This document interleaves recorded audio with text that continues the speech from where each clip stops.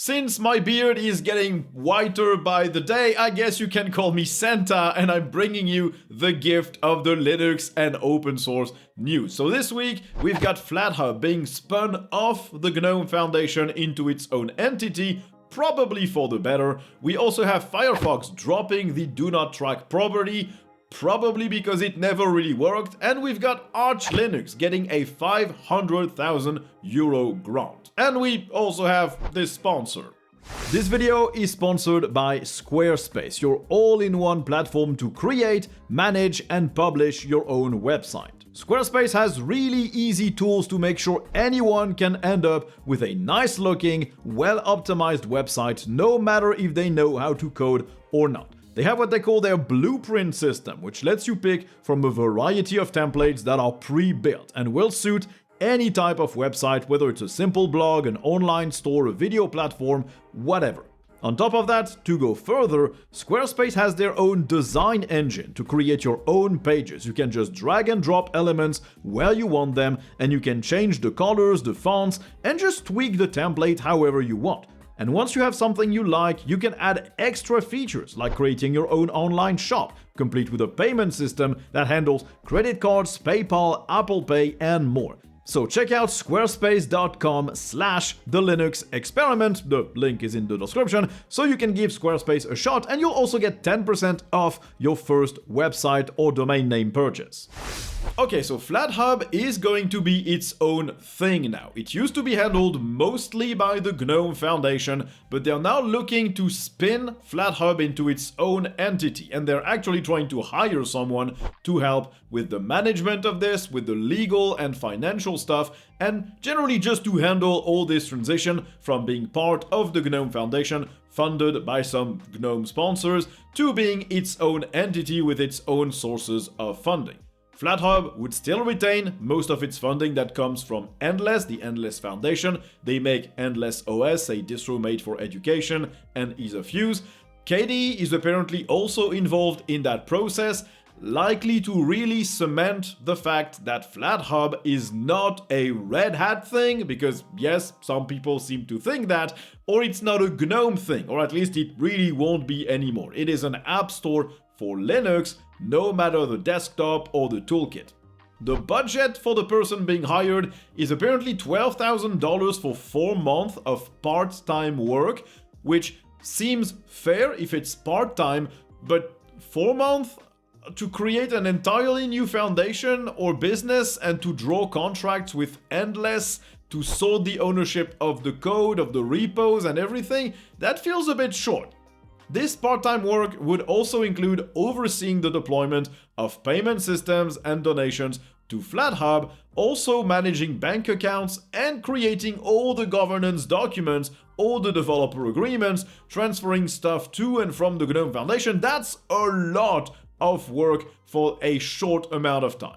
Anyway, no matter how long it takes, it is a good thing to spin Flathub into its own entity and being its own thing. We already had some people kind of being annoyed at the guidelines on Flathub to appear in the recommended apps, because these guidelines clearly were written by people used to making icons and to developing GNOME apps, because if you were a KDE app, there was no chance you would ever get featured by this, because your icons just were not symbolic enough, or were too skeuomorphic, or just didn't work, or your metadata wasn't up to snuff, because that's how KDE does its metadata.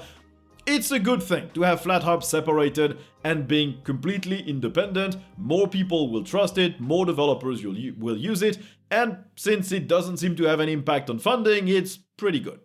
Now, Arch Linux is getting even more money. After we had Valve announcing that they were funding some infrastructure-related work for Arch that presumably will help them build SteamOS faster and for more architectures, probably ARM-based devices with SteamOS, it's now the Sovereign Take Agency giving €500,000, 562,000 euros specifically. That's about $600,000.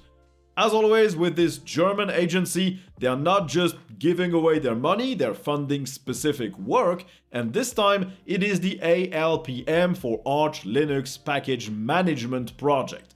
The goal is to make creating packages installing packages, validating and verifying them, and managing repos all more robust, and to provide alternatives to some features that are provided by Pacman, the actual Arch package manager. The work will also help creating a set of specifications for the packaging format and its metadata, so it's not such a wild west when it comes to user-contributed stuff on Arch, and it's a bit easier to understand for end users. Rust libraries are also on the menu apparently, notably to better handle signatures and cryptographic keys that are used to sign packages and to verify who created what, and also to handle individual packages from their creation to their installation. Now, all that work will of course be done in the open in Arch Linux's GitLab, so anybody can contribute and help on this. That is a lot of help for Arch recently, and that's great. Arch is not my favorite distribution, but it is undeniably a fantastic base to build whatever other type of distro or OS you want. SteamOS is an image-based system based on Arch, but you also have plenty of fully updated, fully rolling release model distros, and you have Arch itself. They're all a good base. So the better their packages and their package management gets, the better it is for virtually everyone. Arch users, non-Arch users that might want to take a look at how it's done, or even distros and entities basing their work on Arch. So it's great to see that money. And honestly, I hope that the Sovereign Tech Foundation and agency, they're doing this to maybe try and build a complete ecosystem of projects that they support, to maybe at some point build a country-wide distro or open source offering. That would be nice. Now, Firefox is making another controversial move, or at least controversial on the surface.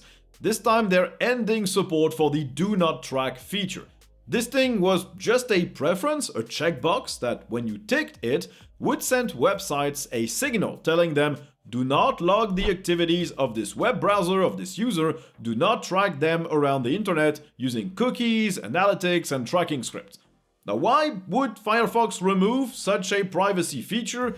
That's mostly because almost no website ever followed that preference. Since 2009, when it was created, this thing was on a site-per-site basis, and it was up to the website to decide whether they were going to follow that preference or not. Chances are there would have been some outrage if the browser could have displayed a banner saying, this website ignored your preference to not be tracked. But this was never done, maybe it wasn't even possible with the Do Not Track spec, so users never knew if websites followed Do Not Track or not, meaning most websites simply didn't. Firefox even says that this feature can reduce your privacy because some users will enable it and they will assume they're not being tracked when in reality they really are, so they wouldn't have taken any additional measures to protect their privacy. As always, it's better to take matters in your own hands, and using a solution that blocks tracking locally. It doesn't let the website decide on whether it wants to track you or not. And honestly, since Firefox is the only browser that will keep full support for Manifest v2 in their own extension store and in the browser, Firefox plus uBlock Origin, or any Firefox derivative plus uBlock Origin, is very likely the way to go if you want to be safe and private online. Now let's talk a little bit about the open web, because it looks like the TikTok ban is getting closer and closer in the US. A US court upheld the law that planned this TikTok ban if TikTok did not sell to a US company. They judged that apparently this law doesn't contravene the Constitution. This means that unless TikTok finds a buyer and is willing to sell to a US entity, US citizens will not be able to access TikTok starting January 2025. This would be put into effect by basically just forbidding app stores to host that application. You just would not be able to download it from any smartphone market. Although that doesn't fix the issue of all the apps already being installed on smartphones, because I'm pretty sure smartphone manufacturers are not able to automatically remove an application from your phone, but maybe I'm wrong and we'll see that. TikTok, of course, will appeal that ban. They said it was conceived under false information, and ByteDance, their parent company, said they would never sell the application to a US company, so I guess TikTok is probably done now, at least in the US. Now, as a reminder, the main argument that the law tries to make is that TikTok is a national security threat, with data potentially going back to China.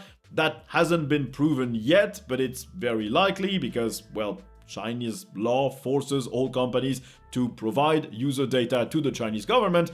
There's also suspicions of China meddling in US elections by pushing specific content and propaganda.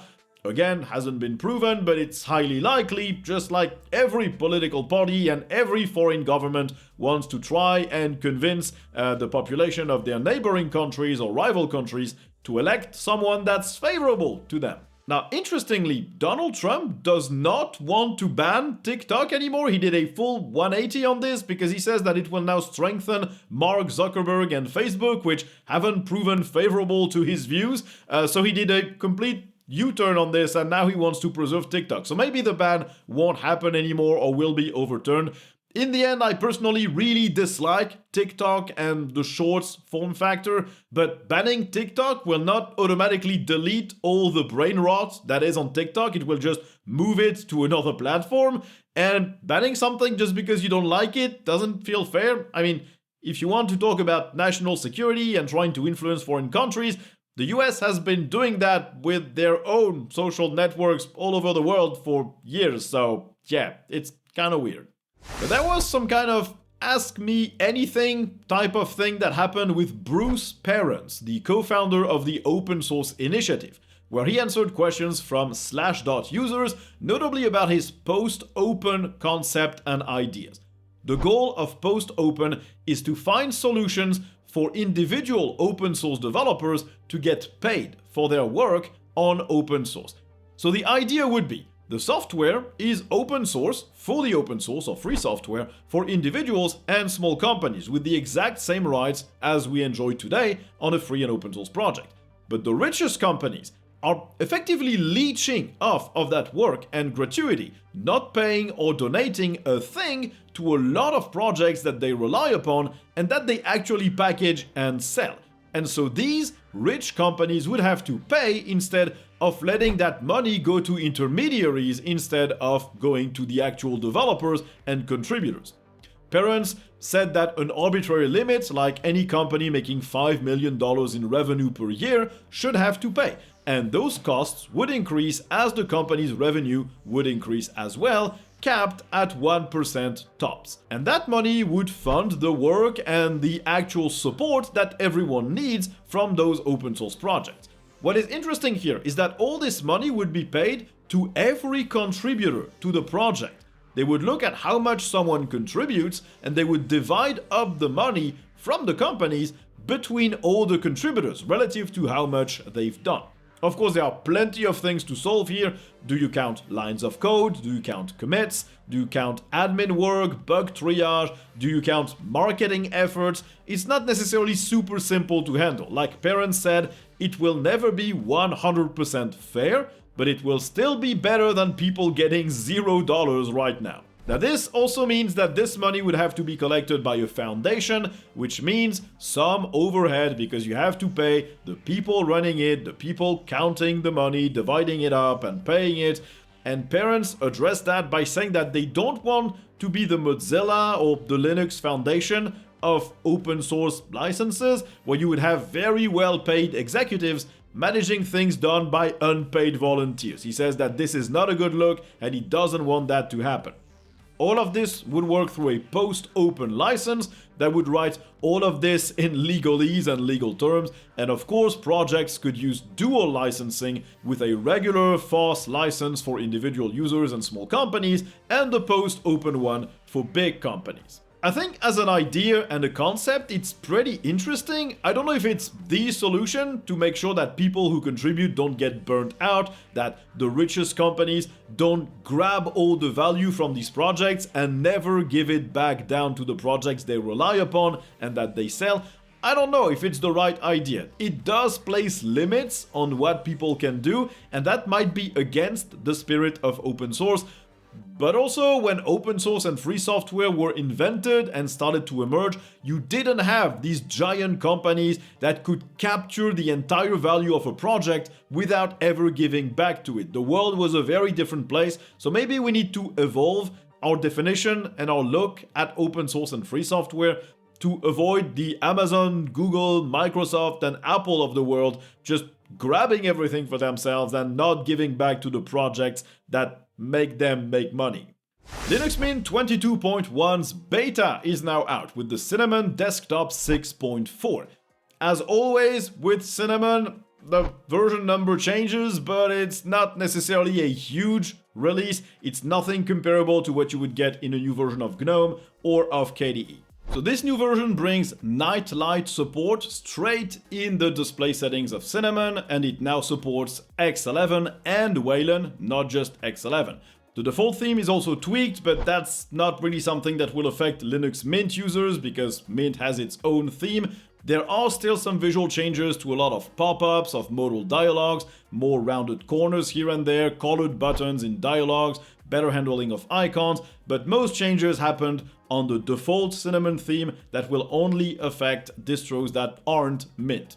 The on-screen display elements also should look a lot better now on Mint. Notifications and animations were improved. You now have power profiles through the freedesktop.org standard using dbus. The experimental Wayland session got some improvements as well. Notably, it now supports authentication to access certain features. That was not working in the previous version of Mint, meaning the Wayland session was really not usable. Now you can install packages, update software, you can do system snapshots, you can access certain system settings, so things should be much better on the Wayland side for Mint. You will also get a faster software manager here. You'll get an updated bulk rename tool that lets you remove accents from file names, and you're also getting better apt dependencies support thanks to Mint's apt-kit and captain tools that are basically wrappers or replacements for a lot of old apt and Debian package-based tooling. I probably won't have time to look at Mint 22.1 before Christmas. It's probably going to release around this time, but I'll definitely take a look at it either in the week between Christmas and the New Year or after the New Year. And it's now time to end this video with this segue to our sponsor, Tuxedo Computers. If you follow the Linux channel, the YouTube channel, Tuxedo has been sponsoring that channel for about 3 years now. They make desktops and laptops that ship with Linux pre-installed, and all the hardware is specifically picked because it works really well with Linux. They even developed the various patches and drivers that are needed if they are needed at all. They have a wide range of devices, and everything I do these days, whether it's on YouTube, on this show, or anything else that I do, is done on one of their devices. So if you need a new computer, you want to run Linux on it, and you want to support a company that actually supports Linux, well, check out Tuxedo Computers. The link is in the description of the episode. Okay, so thanks everyone for watching the video. I hope you enjoyed it. As always, you know what to do with all the YouTube buttons. The more you click them, the more the channel pops, the more people discover Linux, the more people use Linux, and everyone is happy. So please do that. There are also plenty of links in the description of the video to support the channel and get some really cool perks starting at €1 or dollar per month. But in the meantime, thank you all for watching, and I guess you will see me in the next one next week. Bye!